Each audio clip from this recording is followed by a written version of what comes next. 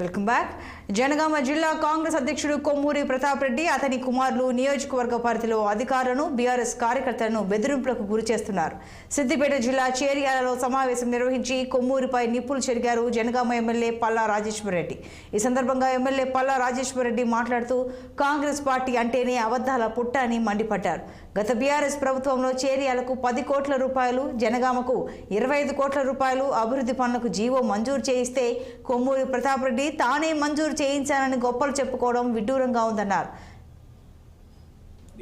గత 3 నెలల్లో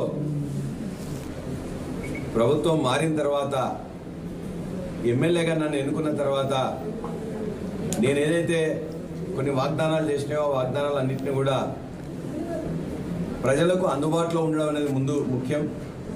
గత 3 నెలలుగా ప్రతి నెల కూడా ఒక బులెటిన్ తీస్తూ ఎక్కడెక్కడ ఎప్పుడు ప్రజలకు అందుబాటులో ఉన్నాం, వాళ్ళ యొక్క అవసరాలు ఏ విధంగా తీస్తున్నాయని కూడా మీ అందరికీ కూడా విదితమే.